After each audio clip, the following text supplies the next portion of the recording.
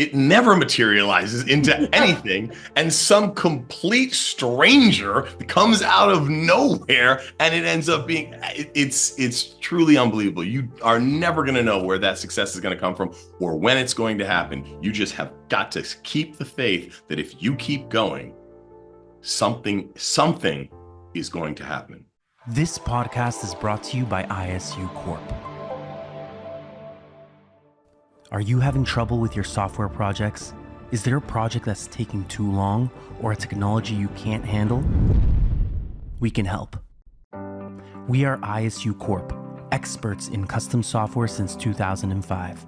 With almost 20 years of experience, we can solve any technical problem from new businesses to satellite software. We've done it all. Let us turn your ideas into reality. Learn more about how we can help by visiting us at www.isucorp.ca. Your solution starts here.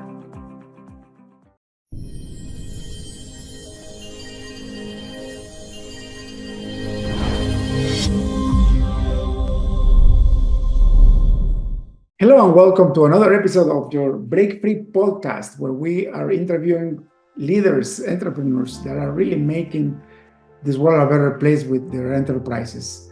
Today we have with us Craig Taylor. Welcome to the show. Thank you, David. Thank you very much. I'm happy to be here.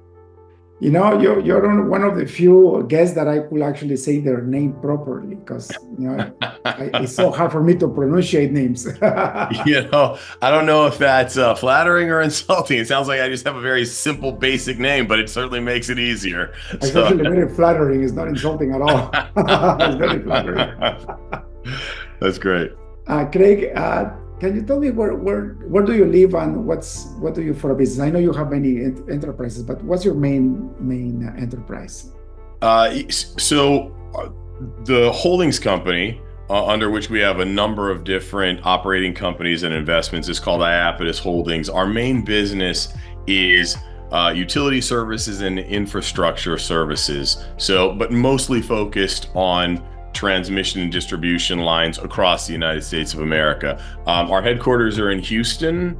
I live between California, Houston, Texas, and Colorado. We have, colleagues across the U.S., and so I spend a great deal of time, as do several of my teammates. We are constantly moving around to wherever our folks are and are working, and where we're trying to help utilities and municipalities with the challenges that are kind of faced with kind of today's grid system and the aging part of it, and then obviously the impact of weather and other things, fire and those kinds of things. Well, talking about that, in Houston, there was just this huge tornado that messed everything up. Eh? How are you guys dealing with that? There was, it's challenging when weather comes in, especially that kind of a storm.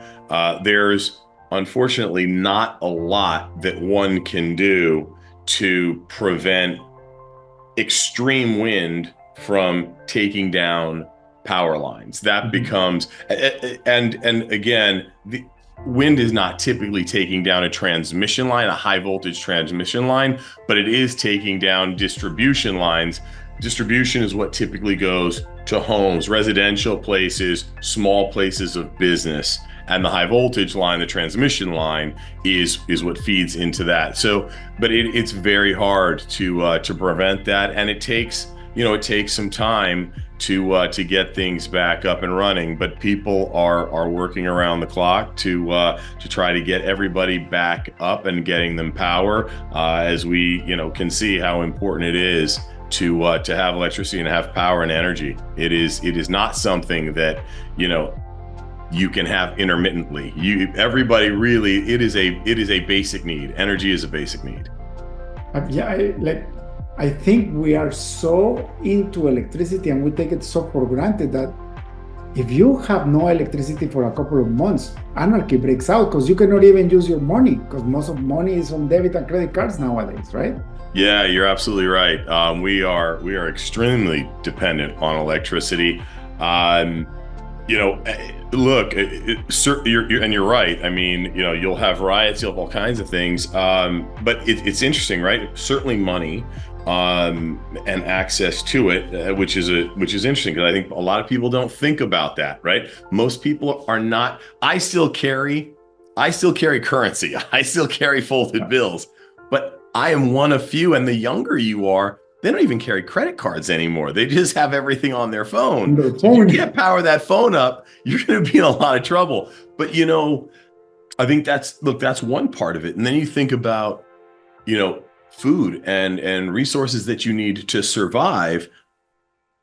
Food spoils, right? So water obviously doesn't spoil, but you know, if you can't keep things cold with electricity, you're not going to be able to eat. And basic human services, right? I mean, hospitals need to have backup generators, and they do, and they're usually not going out. But for basic residents, if you're in some place that is extreme weather, either extremely cold or extremely hot, it can be very, very dangerous from a health perspective, and a life perspective to not have electricity for, I mean, months is far too long. You're going to have some very, very troubling times if electricity is out on a mass scale for months at a time. For example, we live in Canada and we have severe winters here. Yeah. And I was thinking, well, my furnace is gas-based, natural gas-based. But then I forgot that to run it, you need electricity. Right. Right. It's amazing. It's amazing. It really, again, it has really become a basic need. And I think, one of the things, everybody's talking about electric vehicles and renewable energy and all of these things. And those things are all very good to have. But the impact on the system has not really been thought out very well from a lot of the governmental agencies that are pushing these things. If every car in the United States of America was suddenly transformed into an electric vehicle, the United States of America would black out for months. It's not possible. We're simply not there. It's not that it's a bad idea. We're just not there yet. From effectively, we just haven't developed that stuff to where we can actually handle it. And frankly, the grid systems are fairly old, and it's extraordinarily expensive to overhaul these things. So, it's important to keep all of that stuff in mind. For sure. Greg, how do you get into utilities? So how do you start your first company? Yes. David, it's a good question. People ask me that all the time. My typical answer is that my entire life has been effectively nonlinear. I went to law school in New York, and I was practicing at a big firm, and I left the firm and went and started trading on the New York Mercantile Exchange. Wait. You were a lawyer? I was a lawyer. And you were a practicing lawyer, and you left that for trading? For trading, yeah. I never heard that before in my life. For trading crude oil and natural gas on the New York Mercantile Exchange. Well, I was introduced to it by a friend, and, to be frank, I was young enough, didn't have a family, didn't have a whole lot of responsibilities outside of myself. And at the time, commodities traders on the New York Mercantile Exchange were working 4 hours a day. I was a junior lawyer, and I was working 100 hours a week, and the traders were making 10 times what the lawyers were making. So for a young guy that was kind of ambitious, it felt like a no-brainer. I started my first company because as trading at the time was open outcry, everybody was standing in the pit screaming and yelling, and you see this in old movies. That started moving to the screen. It started moving to electronic, where everybody's now doing everything on the computer. And as that was happening, it became easier, the barriers to entry to start your own shop and just sit in your apartment on your computer and have a phone. All you had to do was have the imagination and kind of the willingness to take that risk and go try it for yourself. And I just really didn't see, I think I've always looked at things like, hey, what's the worst that can happen? Mhm. Right? I think we all get far too caught up in thinking that things are going to be catastrophic if it doesn't work out. Typically, fairly quickly if it's going to work out or if it's not, or if you can manage it and survive it. You can always go get a job. So that's how I started my first company. I gave it a shot. We worked out of my apartment in New York. I had two guys working with me. We sat on a table. The other guy sat on the couch, and we just sat there and we grinded it out for a year and made enough money and kept going and grew from there. What was the business about? Sorry? What was the first company about? Trading? Yeah, it was a natural gas options brokerage firm, over-the-counter brokerage firm. So we were matching up buyers and sellers of natural gas options and futures from multinational banks to hedge funds to big energy companies, oil and gas companies. That's incredible. And that's the entrepreneurial mindset, right? Like, you didn't care about having a whole career already built for yourself and a whole bright future for law when somebody else showed you that you could do a lot more money with a lot less time. Yeah. You just jumped on it. That's the entrepreneurial mindset. A normal person will say, are you crazy? I went to school for 5 years and it took me a lot of money to graduate, a lot of long hours to graduate. Like, to become a lawyer is very hard. Are you crazy? But look at you now. Like, what would have happened to you if you would have stayed as a junior lawyer and then maybe partner in a firm and that's it, right? And probably fairly miserable. I have friends that are partners in firms and they're not all that happy. Look, but I think you're right. I think the entrepreneurial mindset. I think it's best. I think it's best described as being open-minded. Mm-hmm. At being willing to see possibilities and give those possibilities a real shot and not be afraid, not have fear of failure. Because the reality is, the best case scenario would have been that I would have made partner. How about if they didn't make me a partner? How about this? It's not like you can't get fired just because you have a job.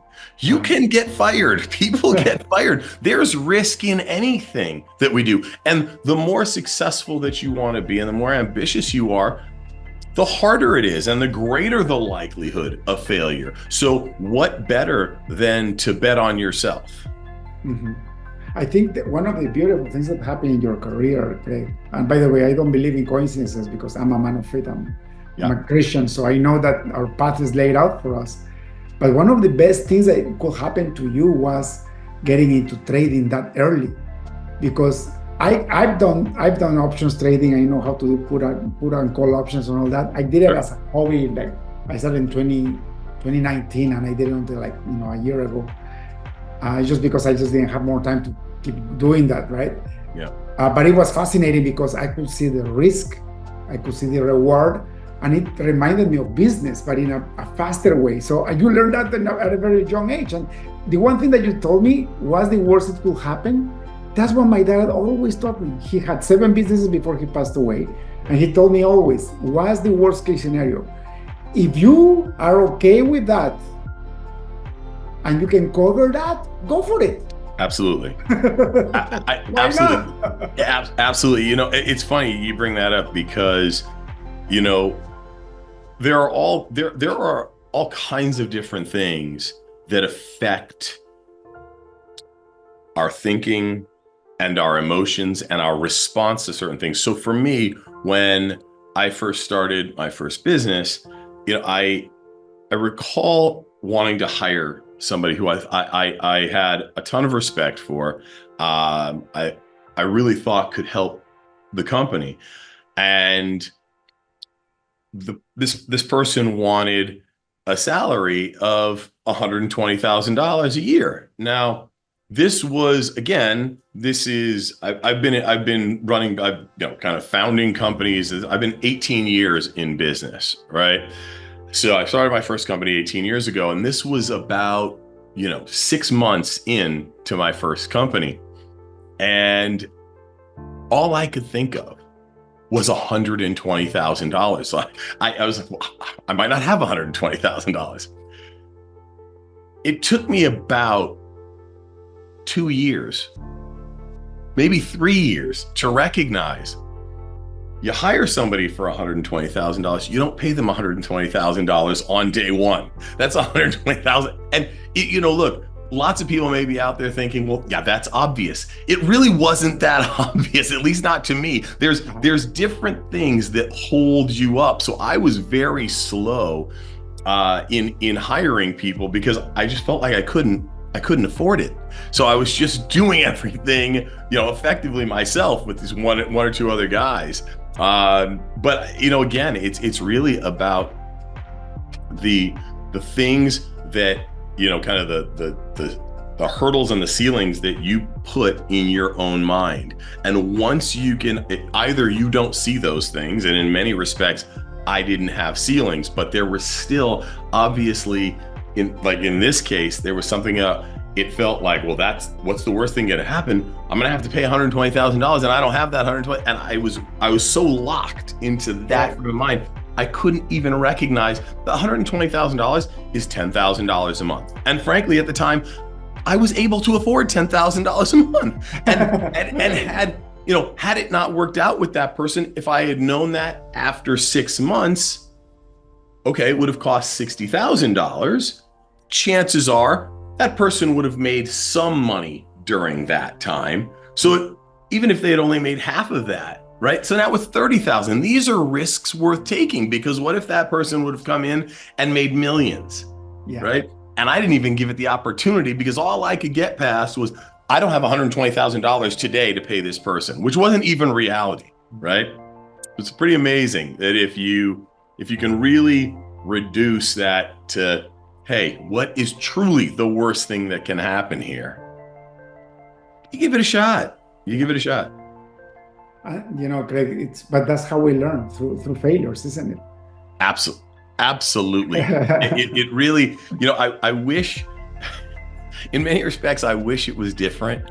It seems so much more positive if we learned from our successes, but we really don't. And as a matter of fact, I would tell you that the easier things are and the more success that you have without failures,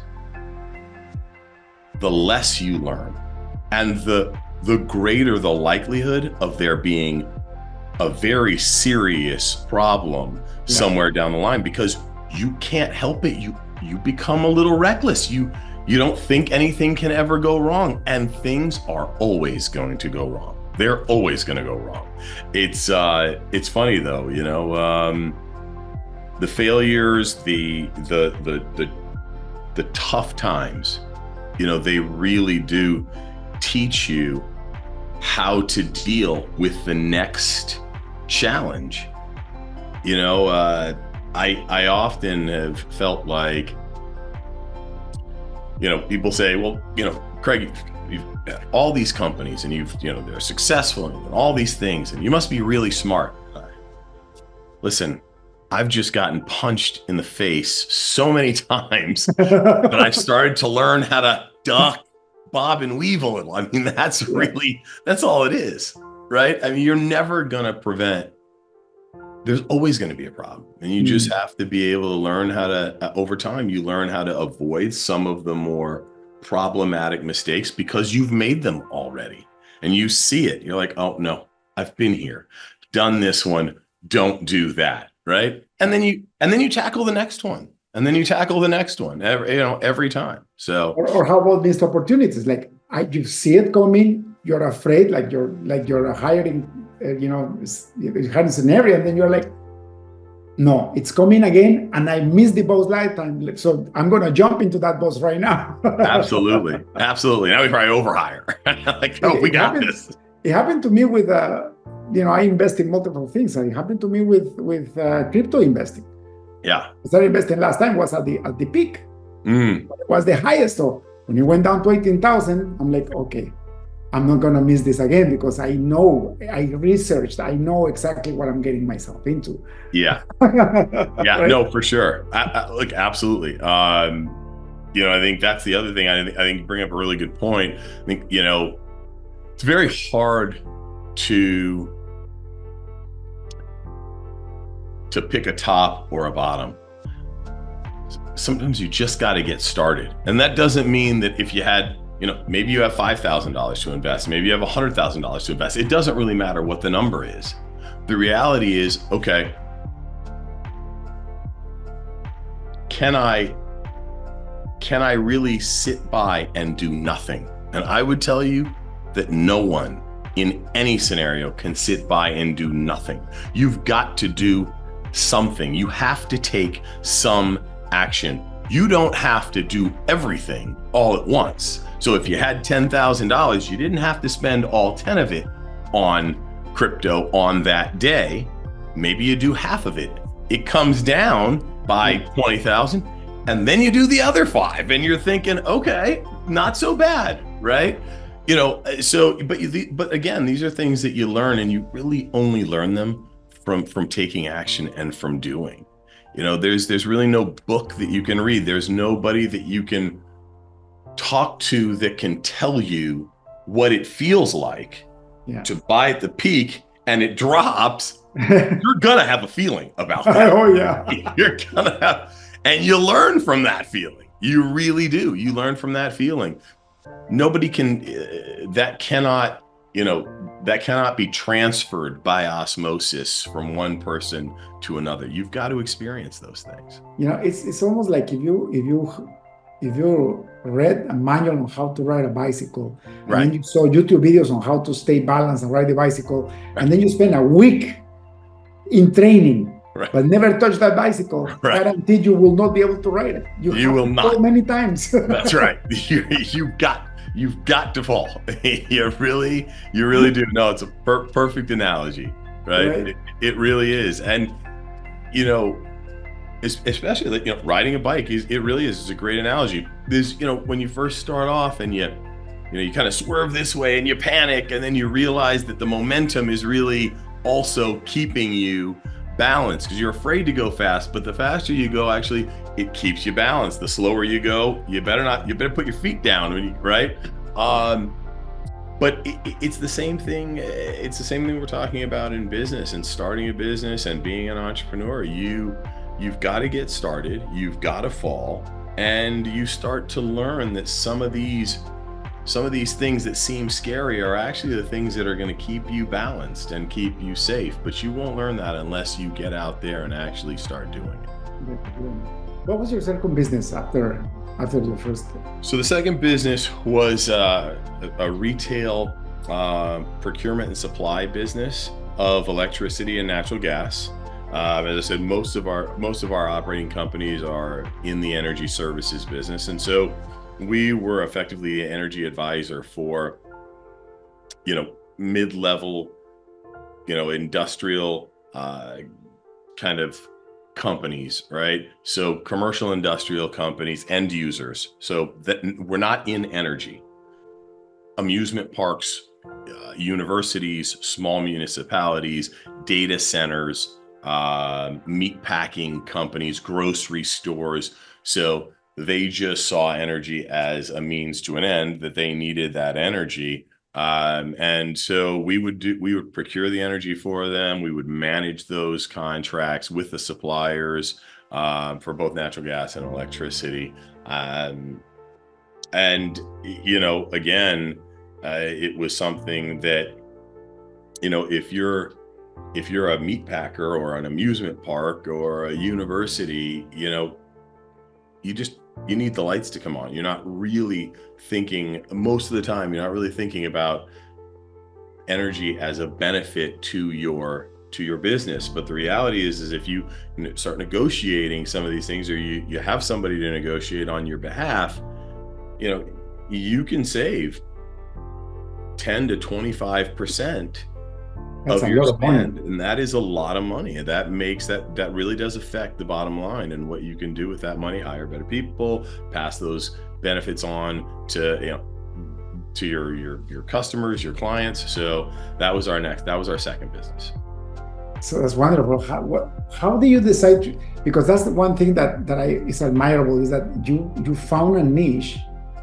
You started trading, but because you just wanted to make money, but then you found a niche in trading that opened up an opportunity for an industry. Yeah. And you stayed on that industry, right? Yeah.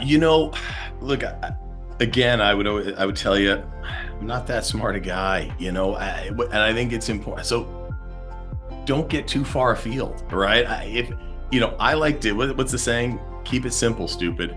Yeah. If I can't understand it, I'm not going to endeavor to try to be in that business. But if it makes sense, and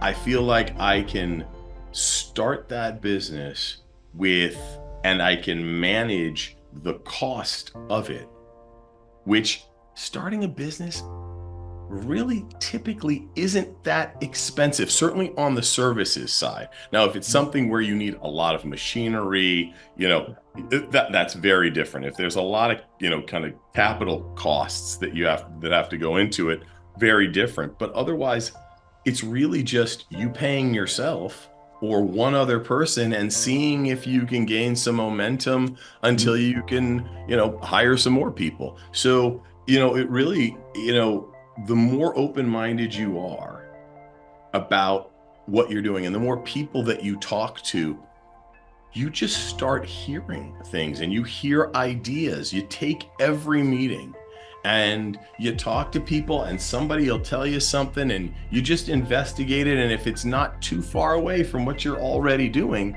chances are that there's an ancillary business for you to be able to start. So it was easy to start that business right alongside our other business. That is awesome. And then success builds on success, right? It does. It really does. Now, talking about failure, what has been your worst scenario in your companies, and how did you overcome that? It's a great question. David, we've had so many. I would tell you probably the scariest moment was later on in our third company, which was the utility services business. And our largest client at the time filed Chapter 11 bankruptcy.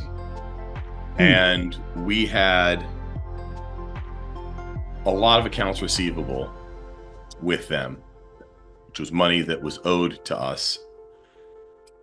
And they had filed Chapter 11. And we found out publicly, it was announced on the news. We had no idea.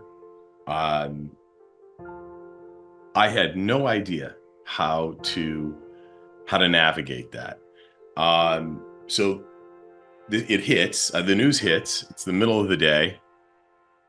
And the first thing that happens is a bit of panic. a bit of panic set in. And I've got a great chief operating officer who also happens to be a partner in the business and a great, my best friend. And we sat around and we argued for about 2-3 hours. And the reason we were arguing is because we were both in panic mode. And when you're in panic mode, when you're emotional, you're not thinking. You're not thinking cleanly. If you're emotional, there is no chance that you're making good decisions. So at one point, we never fight with one another, right? We're never arguing. I mean, we were just shouting at each other. That was solving nothing, right? And at one point, I said, you know what? We got to stop. we're getting nowhere. We're yelling, we're screaming at each other at the top of our lungs. Meanwhile, we have no idea what we're going to do here. Let's just stop. Let's have a drink and just not talk about this for an hour. And literally somehow it brought down the tension in both of us. And within 20 minutes, we were sitting there and we're like, wait a second, we know so many people. I mean, this was 2019. This is 2019. It already, this is 13 years since I started my first company, right? I shouldn't have been panicked like this, but this was, again, a new punch in the face. Right. And the first thing, and we said, wait a second, who do you know? Who do I know? And I called my old mentor, Owen Pell, who ran global litigation at White & Case, and Tej called his old mentor, Greg Agron, who was the global head of commodities at Goldman Sachs. And we got on the phone with these guys, and I called another friend who was doing investment banking and introduced us to a bankruptcy professor at Rice University Business School, who was the leading and had a consulting thing, and got us on the phone. And we just started talking to some folks, and within, 5-6 hours, we had a plan. We were calm. We were actually in a good mood. I remember, I'll never forget it. Greg Agron, super successful guy. As I said, he was the global head of commodities for Goldman Sachs. And when we got off the phone, we were getting off the phone with Greg, and he says, enjoy this, guys. Enjoy it. And at the time, I'm thinking, enjoy it. Is he kidding me? Is that really? Is that enjoy it? And but I'll tell you, he was, first of all, he was absolutely right. I couldn't see it then because I still wasn't completely out of panic stage, right? and I also hadn't gone through the process yet. But as we worked through that process, I'll tell you, I became, as Tej and I both, we really became experts in how to work through the bankruptcy of one of your clients when you are effectively a creditor to them, when they're holding your money and you don't know where you're going to, make up that money to keep yourself in business to continue to service your other client. Working through the bank financing, we learned so much from that experience. And it's really amazing. I'll sit down and I'll talk with people at times and about so many different things, this being one of them. And they're like, wow, you're really knowledgeable about things. I'm like, well, it's not, look, you go and experience the punch in the face and all of a sudden you know how to do something. And having done that and looking back now, what a great experience that was. And he was absolutely right. You've got it. It's like, embrace the suck, embrace it. Don't run from it. You learn, you work through those things, and you end up really, in a weird way, you enjoy it. It's when you look back, those are the war stories. Like, I don't even remember half of the stuff that went right, and what's going right? What's going right is, you got paid on time, or, maybe you got a big contract. And I'm not belittling those moments when you get a big contract and you make a bunch of money. That's great, right? But working through those just chaotic, crazy moments, those are really the war stories that you think back and you go, wow, not only was that such a great experience, it made me a better person. It made me a better business person. It made me stronger. Stuff happens now. I'm probably jinxing myself by saying this, but stuff happens now. I don't get that level of, I'm sure maybe there will be something that happens, and I certainly hope there's not, but you learn to manage your emotions from going through those experiences, and you can stay calm and help then other people stay calm. And it really helps you become a better leader, because people are looking to you when times are tough and they're scared to calm them down. And how can you, if you've never experienced these things before? You're going to be pretty freaked out. But the more experience you have, the more you realize, hey, if we stay calm and we work together, there's nothing that we can't work through. Nothing. Amen to that, for sure. You know, Craig, I think it was something to do with 2019, because I experienced my worst case scenario in 2019 too. Oh, did And it was the same thing. Really? My largest client Yeah.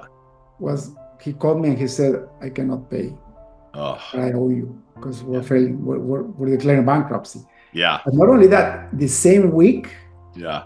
my second largest client tells me we might be closing down our account because we're getting bought out by a bigger company. Mm. And the same week, Oh, I get into a car accident and wow. they wreck my Porsche Cayenne, Yeah. like a Yeah. 16-wheeler. Yeah. And my son gets into trouble and ends up in the hospital. It's just So, everything. So that's when my faith comes in, because I remember it was the last week of October 2019. Yeah. And I just grabbed my wife in panic mode. You know what we did? I still remember. I said, I cannot deal with this. Let's just try to fix the little we can fix right now. Yeah. Let's jump on a plane, go to a sunny destination. Yeah. Thank God we still had the money to do that, right? Because Right. I know people are hearing me, oh yeah, it's easy for you to say that, but the point is not the treat, the point is the isolation. Yeah. We went away and we isolated the both of us for 4 nights. That's it. Yeah. Right. From Friday to Monday, so we could actually calm our emotions. Yeah. In that time, all we did was say, thank you, Lord, because you are making something better out of us, out of this, and you are in control. Yeah. And after we started being thankful, all those hard emotions came down. Yeah. And then we started thinking, what's the worst that could happen? Again and again and again, right? Right. And then it went so well, like to your point, I never got paid. I got paid back a third of what the money they owed me. Right. But you know what I did? I went back and it tested my culture. I went back and I told my because I didn't know. So number one, my second biggest client never quit. The bigger company, they held us and they actually doubled the team. That's right. That took about 6 months, right? So it was like a 6-month process. And meanwhile, I talked to my team and I told them, listen, guys, I can start letting people go right now to survive the company, or we'll take a cut in as a paycheck for a while. Right. Everybody raised their hand. That's great. And then April shows up in 2020 and COVID hit. Right. And that's January. It's a couple months later. It's crazy. It's a lot. It's like, it's amazing though, right? Because, one of the things that, I've really started to believe, I very much believe in economic equilibrium. I believe in equilibrium as a whole. I believe in balance. When things are really, really good, they're not going to stay that way forever. Yeah. But guess what? That plays the same. It plays the inverse the same. When things are really, really bad, they're not going to stay that bad forever. You've got to have faith. You have got to stick with it. And things do start turning around. They really do. What I don't like is when they're just kind of, sort of bad. Because kind of, sort of bad can stay around and linger. I almost want to accelerate the tough time. Like, let's make it really bad. I often think things work in threes anyway. I'm kind of like, you get punched in the face 3 times real good, you're bound to have something go right the next time. So it's, but it's funny. It is funny how that stuff, those war stories, you never forget them. And it is really, truly amazing how important it is when you are feeling panicked to recognize. To anybody out there listening, I would say, hey, and I call it, kind of going red. When you're going red and your brain is just whoosh, right? And you're full of emotion. If you can, and it's hard, but if you can at some point recognize, oh, I'm panicking right now. Mm-hmm. I have to stop. I have to go. If you can't go away for 4 nights to Sunday, you know what? Go have a drink with some friends. Go walk on the beach. Go take your dog out. Go do something else until you calm down. And the sooner you calm down, the faster things will start getting better, and you'll start making really good decisions to solve for the problem at hand. So, I think it's, but I just think that's a really important thing to take away. Another thing that I don't do this as a practice. It just happened. But for the last 2 years, we've been snowbirding down south. Yeah. But we go back to where we were from, Guatemala, and the country, don't get me wrong, it's a beautiful country now and it's very modern. Yeah. But it's still a third world country. And when we go there, we don't have our house, we don't have our cars. Right. We're completely out of our comfort zone. This month, actually, I just came back 2 days ago. So we went for four months this year. Last year, we went for 6 months. Yeah. And when you come back to North America, Craig, you realize that the minute you put a foot in this blessed land, your standard of living is 10 times as better as anywhere else in the world. Because I talked to a friend of mine that was just in France, and he told me the same thing. Even from Paris to Canada or to the US, right? And I tell you guys that because it's something to keep in mind, that your brain needs to learn how to compare properly. Yeah. And if you're willing to realize, if you're willing to go get comfortable, go volunteer, go help somebody else in need. If it's not in your own country, go to a third world country will be the best thing to do. Go see how people live there and how happy they are with the little they have. Yeah. Because that goes back to your worst thing, right? So what's my worst thing to dude, life is beautiful. You don't need a lot of money to be happy. In fact, if you're not happy with little, you will never be happy with more. That's also very true.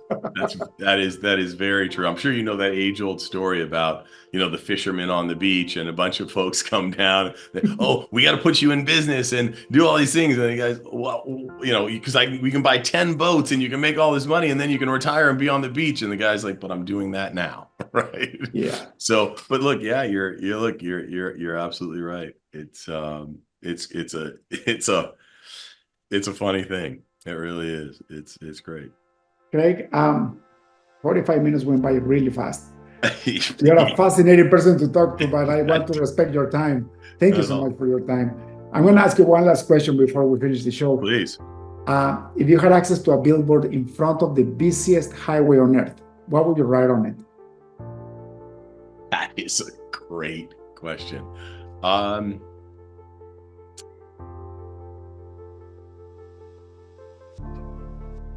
The busiest highway on earth. So everybody's going to see this. What's the best advice you could give humanity? Above all else, never give up. Never give up. That's, for me anyway, the things that, if I don't have many regrets, but the couple of regrets that I do have were things that I didn't stick out, that I didn't stick through, that I gave up. That to me is where those are the moments that I don't feel fulfilled in them, because I still had stuff that I could have done. And once you give up, that's really what failure is. There's no real failure anyway, as long as you keep trying. Right? They talk about this in sports all the time, right? I mean, how many baseball, all you got to do, you're one of the best baseball hitters in the world if you can hit 40% of the time, which means 60% of the time you fail, right? You're going to lose a ton of games. Did you win the championship? Yes. And if you don't win the championship this year, is that a failure? For a moment, right? But the following year, if you learn from it and you keep going and then you win, you're now a winner. So I think above all else, I would say, just don't give up. Just don't give up. In all things, just don't give up. You know, it's funny because I went to military school for 2 years, and that the one thing that I learned there is not to give up. And that discipline is what got me to where I am right now. You're so right. Because they were actually, the first year specifically, on purpose, they make you quit. Like they want to break your soul. Yeah. So you say, I quit. Yeah. But then while they're doing it, they're showing you what happens to people that quit. So you don't want to quit. And then they push you more. And then you know what happens is that it builds resilience. It does. And that resilience is like you and me right now. After all this, by the way, I've been in business for about 18 years too. So it's like after all these years, I'm like, I've been through recessions, people bankruptcies, like COVID, like everything. Yeah, like being so close to being bankrupt. I actually had massive losses on at least 4 startups that didn't work out, and actually they were failures in a way, like you said, but we learned so much that the next one was better. Right. Right. What if you had quit and you went and became a teacher, right? I mean, it's funny going back to what you said at the very beginning when you said, how do you go from being a lawyer to being a trader? And I'd be, are you crazy? Let me tell you, when I did this, my parents, that's exactly, are you crazy? No, something's wrong with you. Is your brain okay? You must be going crazy. It's really funny how many of these things, and then you do better. You just don't give up, and you will do better the next time.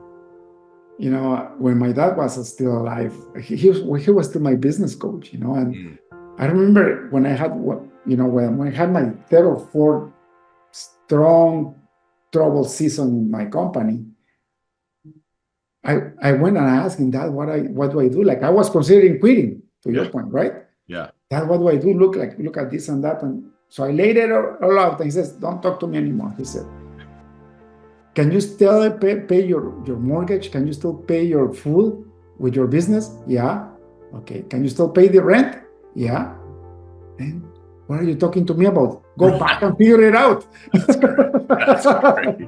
Don't quit. That's right. Don't quit. That's great. And it's great advice, right? It's great advice. If you can meet those basic needs, why would you ever quit? Yeah. And if you can't, maybe you think about, hey, where can I cut to stay in it? Because you don't know. Success is really strange in business. You don't know when it's going to happen, and you don't know where it's going to come from. You don't. But I know this: if you're doing nothing, it will not happen. If you're doing something will just work. And it's I don't know if this is your experience, but it's always so surprising to me that like some of the biggest successes come from the things that I least expected. What do you think I have faith? You see that big Bible there? It's because I cannot explain it otherwise. Like it's like exactly what you said, Craig. Like my biggest contracts have come from places that I had never expected. We never put marketing dollars there. Like right. I know this when somebody picks up the phone. Oh, so and so told me about you guys, and boom, the huge blessing comes in. I'm like, what? It's unbelievable. And typically when I think, oh, I know somebody and this person is doing this, and oh, this is gonna be really great. It never materializes into anything, and some complete stranger comes out of nowhere, and it ends up being, it's truly unbelievable. You are never going to know where that success is going to come from or when it's going to happen. You just have got to keep the faith that if you keep going, something is going to happen. Something is going to happen. That I don't know how to explain it. There's evidence of it, but you can't put your hands and say it's going to happen at this time, on this date, from this situation. People, they want to look past it, but I'm telling you, do not give up, because in all things, right? In all things that one endeavors to do, don't give up. And suddenly there's some spark happens. It's really rewarding, and it's fantastic to be able to embody that and embrace that, because it happens. Craig, one last remark. Another thing that happens when you don't quit is that you become unemployable, right? Yes. You become unemployable. It's like, I remember that you mentioned this, right? The worst thing could happen is you go get a job. I remember that I said that to myself my first 5 years in business. Yeah. I actually get my resumes online, on monster.com and LinkedIn, Yeah. and I will get headhunters trying to hire me, right? Right. And I'm like, no, this is just my backup. And then something terrible happened, I could get a job. Right. But after 5 years, it's like, no, I cannot go get a job anymore. You cannot. I couldn't survive in a job anymore. There's no way. No way. There is no way. I mean, I guess we do it. I think we're both survivors. We do it if we needed to, but boy, it wouldn't be great. We would not make, I think it would not work out so well. But look, at the same time, right? I think you learn that you can figure it out. You really learn that you can figure it out. And that's what makes you unemployable. You're like, I just don't need that, because I can do this. Yeah. Right? And it's great. Beautiful. Craig, thank you so much for your time, for your wisdom. Of course. If people like to find out more about you or follow you online or hire some of your companies, where can they find you guys? You certainly go look at our website, www.iapetusllc.com. It's Iapetus Holdings is the company.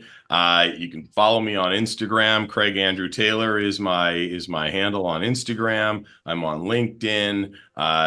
So by all means, please look us up, reach out. Always, this is David. This has really been great. It's been great talking to you. Great conversation. I love these things. I think all entrepreneurs love talking about these kinds of things, right? And hopefully it lands on somebody out there that is on the fence about what they should do, and this says, I'm just going to give it a shot, because I listened to David's podcast, and David and Craig were talking, and they said, have the faith and give it a try and just don't give up. So by all means, always happy to talk again, and it was a lot of fun.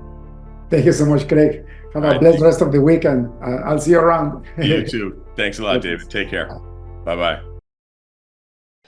That's all for today's episode of the Break Free Podcast. Head on over to iTunes and subscribe to the show. Starting your own business can be tough, but it doesn't have to be.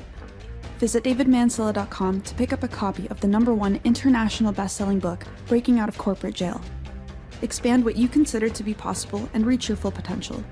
And join us on the next episode.